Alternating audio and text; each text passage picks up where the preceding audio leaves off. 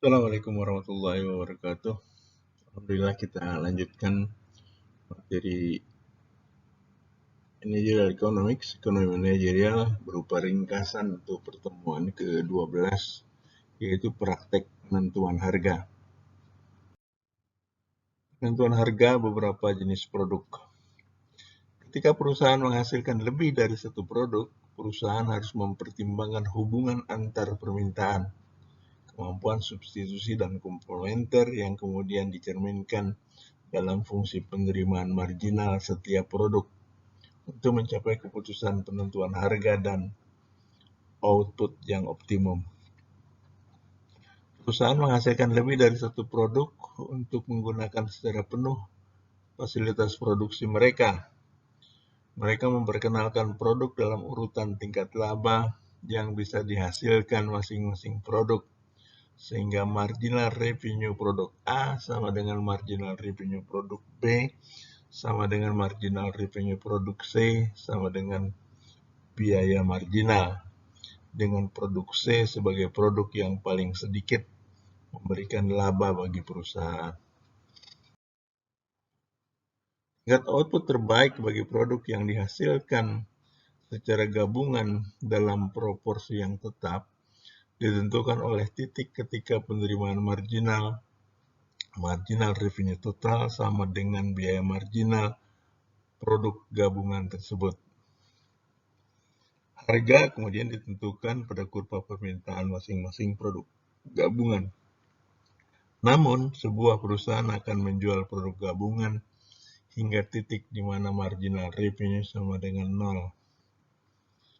Tingkat output optimum produk yang dihasilkan secara gabungan dalam proporsi yang berubah-ubah ditunjukkan oleh titik singgung garis ISO revenue dan kurva transformasi produk atau kurva biaya total yang memaksimumkan laba total bagi perusahaan.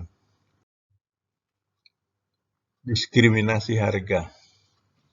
Diskriminasi harga mengacu kepada pengenaan harga yang berbeda untuk kualitas produk yang berbeda pada waktu yang berbeda kepada kelompok pelanggan yang berbeda atau dalam pasar yang berbeda ketika perbedaan harga ini tidak disebabkan oleh perbedaan biaya produksi. 3 kondisi harus dipenuhi agar sebuah perusahaan dapat melakukan diskriminasi harga, yaitu perusahaan itu harus memiliki kekuatan monopoli. Yang kedua, elastisitas permintaan terhadap harga untuk produk itu berbeda dalam masing-masing pasar. Dan yang ketiga, pasar bagi produk tersebut harus terpisah atau bisa disegmentasi. Diskriminasi harga tingkat pertama mengacu kepada penjualan setiap unit produk secara terpisah dan pengenaan harga tertinggi yang memungkinkan untuk setiap unit yang dijual. Diskriminasi harga derajat kedua mengacu kepada pengenaan harga yang sama per unit untuk sekumpulan produk itu. Harga per unit yang lebih rendah untuk sekumpulan tambahan produk tersebut dan seterusnya. Diskriminasi harga derajat ketiga mengacu pada pengenaan harga yang berbeda untuk yang sama dalam pasar yang berbeda sehingga penerimaan marginal dari unit terakhir produk yang dijual dalam masing-masing pasar sama dengan biaya marginal dari produk itu. Diskriminasi harga internasional disebut persistence atau dumping.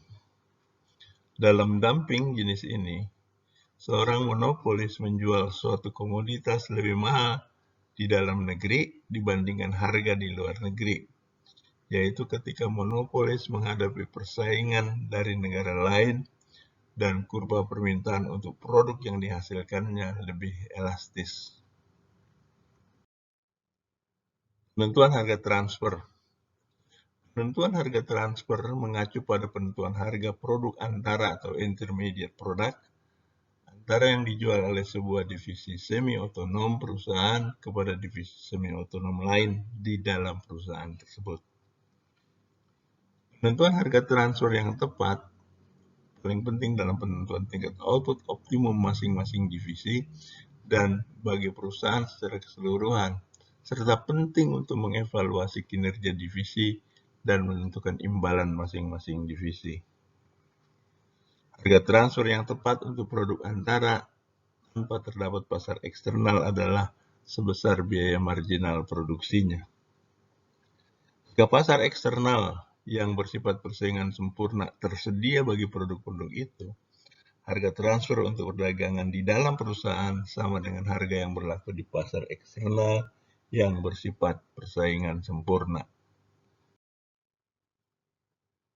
Jika sebuah produk antara bisa dijual dalam pasar yang bersifat persaingan tidak sempurna, harga transfer bagi produk antara itu ditentukan oleh titik ketika penerimaan marginal bersih divisi pemasaran perusahaan sama dengan biaya marginal divisi produksi pada tingkat output terbaik produk-produk antara itu dengan harga yang dikenakan dalam pasar eksternal ditentukan oleh kurva permintaan eksternal. Karena terlalu mahal atau tidak mungkin untuk mengumpulkan data akurat tentang penerimaan dan biaya marginal, kebanyakan perusahaan menggunakan penentuan harga biaya plus. Cara ini meliputi perhitungan biaya variabel rata-rata untuk produksi pada tingkat output yang normal, menambahkan biaya overhead rata-rata agar dapat memperoleh biaya rata-rata yang dialokasikan secara penuh untuk produk itu, kemudian menambah markup atas biaya untuk memperoleh laba. Karena perusahaan biasanya mengenakan tambahan yang lebih besar untuk produk yang permintaannya kurang elastis dibandingkan dengan produk yang permintaannya lebih elastis, bisa juga dibuktikan bahwa penentuan harga biaya plus menyebabkan terjadinya yang mendekati harga pemaksimuman laba. Keputusan menentukan harga dan output yang tepat oleh perusahaan melibatkan analisis inkremental atau perbandingan antara permintaan inkremental dengan biaya inkremental dari keputusan manajerial tersebut. Praktek penentuan harga lain dalam dunia nyata adalah tarif dua bagian, pengikatan, penggabungan, penentuan harga gengsi, penentuan harga batas, penentuan batas harga, penentuan harga nilai, skimming, penentuan harga melalui lelang, dan pengimbangan harga. Teknologi pemberian harga dalam pasar swalayan juga mengalami revolusi dengan digunakannya pemindai elektronik. Demikian ringkasan materi pertemuan 12 tentang praktek atau penentuan harga di dalam praktek.